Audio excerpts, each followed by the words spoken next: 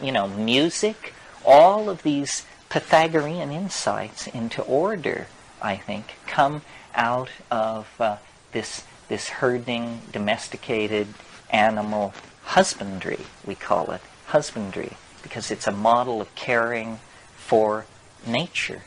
And these ideas are the inspiration and the purpose, to my mind. I mean, the social purpose, because I can, get rid of my stuff and feel better about how I was abused in childhood and this and that and the other thing with psychedelics. But that's all personal growth stuff. But an idea, can be shared. You can take it and you can lay it at somebody's feet. And where do they come from? When you ask the question, where do the ideas come from?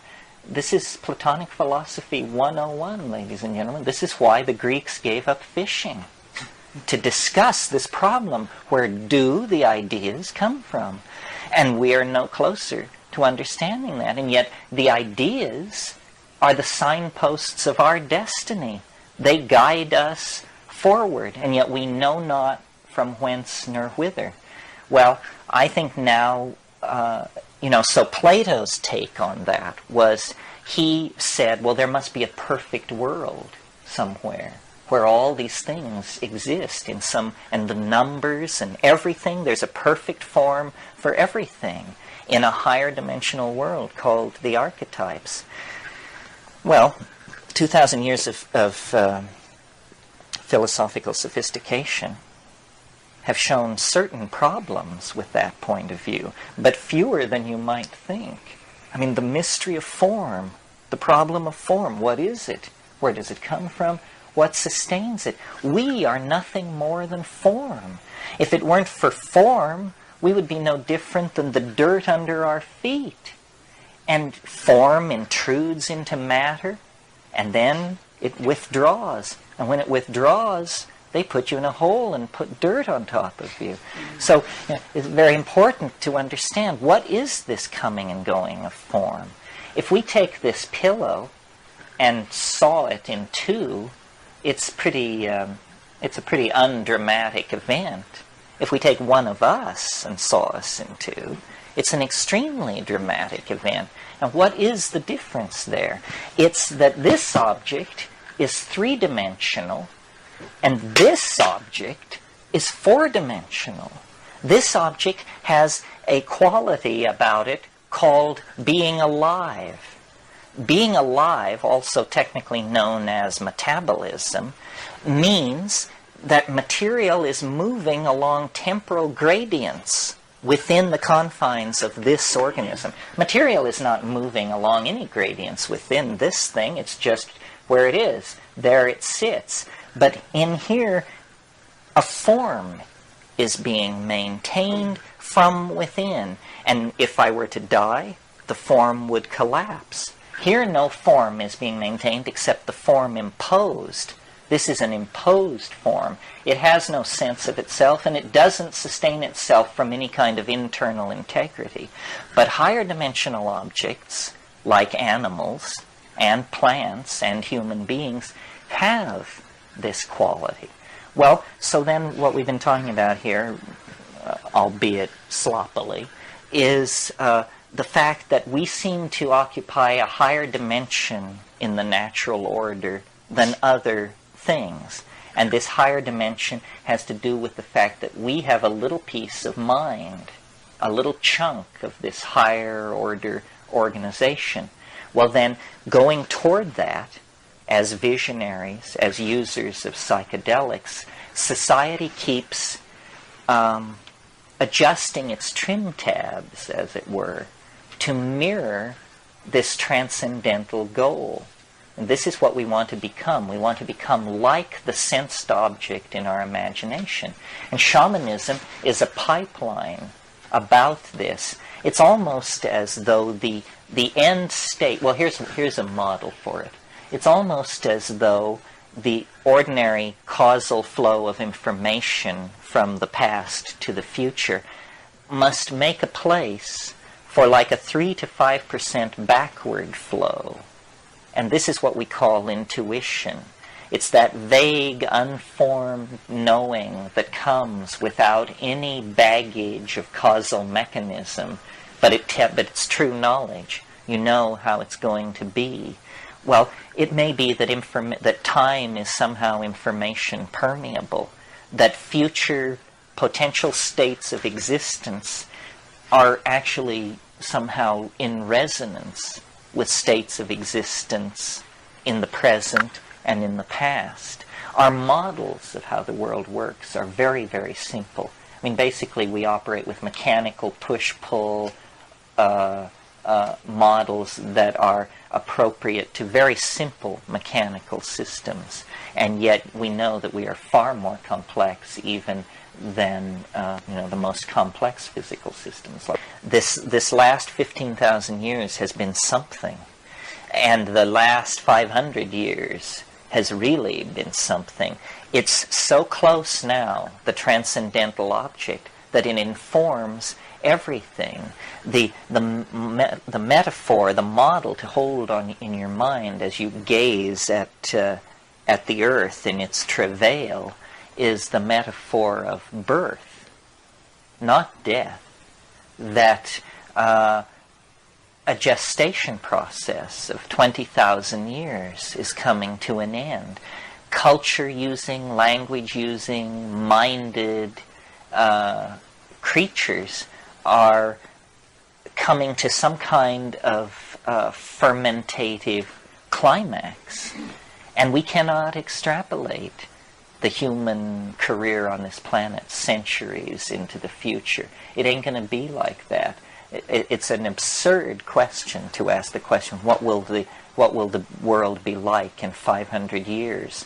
What the world will be like in 500 years is unimaginable, because in the next 40 years we are going to pass through this quantized transition where we actually become insiders and players in the game. History is a state of becoming. It's a state of moving from the inarticulate, unreflecting, animal style of organization to the self-reflecting, minded, conscious, energy-controlling style. But to get from one to the other takes about 20,000 years, and it's a bitch. You don't know where you are. You don't know up from down. You cannot tell what is happening. There's just migrations and warfare and pogroms and gene mixing and hysteria of every sort and Messiah this and religion that, and they're slaughtering these people and these people are doing that. And it's like a bad dream. It's like a psychedelic trip is what it's like. It's a 15 to 25,000 year dash to authentic being from the animal body.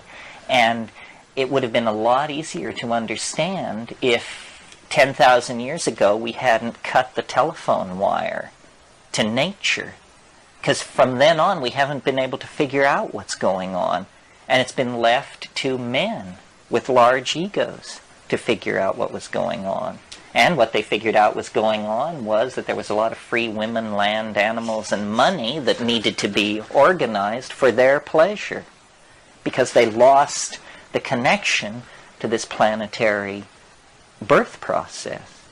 Now, and like a birth process, I mean, the metaphor is worth pursuing, because a birth is violent, blood is shed, there's moaning and groaning and thrashing around, and yet this is not an automobile accident. This is not a human tragedy. This is how life works.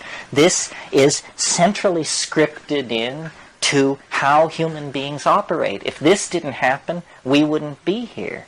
Well, and yet, if you've ever been pregnant or been around a pregnant person, this is a wonderful state of equilibrium, of self-satisfaction, of completion, and yet the very fact that it exists ensures that it's going to be rent, it's going to be torn, it's going to end violently in separation of these two beings. But then there are all kinds of births. There's stillbirth, the most disturbing and unsettling of all. There's, breech. There's cesarean. There's bad presentation. There's easy labors, hard labors. And I think this is the choice that we still have some choices left. And a choice still to be made is it going to be a hard labor or an easy labor? It's how fast we educate ourselves. That's the lubrication in the birth canal of this pup. How fast we educate ourselves. Are we going to fight it, or are we going to go with it? And it's really frightening. I mean, because what we want is, first of all, forgiveness for what we've done, which ain't likely to come. And then we want to go back and paint ourselves blue and be tribal and turn our back on all of this. But I don't think it's going to be like that. It's propelling us to some kind of higher order. The faith is that history must have been for something, and that everything is to be knitted together, and everything is to be reborn anew. And I don't think this is not a religious doctrine exactly. It's more like the biological faith. I mean, we see it everywhere. We see it in the birth that I was just describing. We see it in the metamorphosis of insects. Heraclitus said, "Puntit rea," all flows. And I think that this is the hardest thing to learn. It certainly has been the hardest thing for me to learn in my life. And I assume then, by extrapolation, maybe this is one of the hard things to come to terms with. Everything flows. Nothing lasts. I mean, not the travail, not the horror, not the women you love, not the women who drive you crazy, not the children you love, not the children that drive you crazy. Everything is in the process of changing into something else, even at the very moment that you recognize its coherence as an entity. And this is the bad news that the ego doesn't want to hear. This is what the ego is created to deny, because the ego is, it's the effort of flesh to make diamond, and it can't be done. You cannot make an indestructible, adamantine, clear substance. It can't be done. But it's all tied up with our fear of death. We assume that if we release ourselves into this flow, we will be swept away, that our identity will cease to exist, that we will somehow not be there. This is an artifact of language. It's a horrible misunderstanding about who we are and how the whole system is working.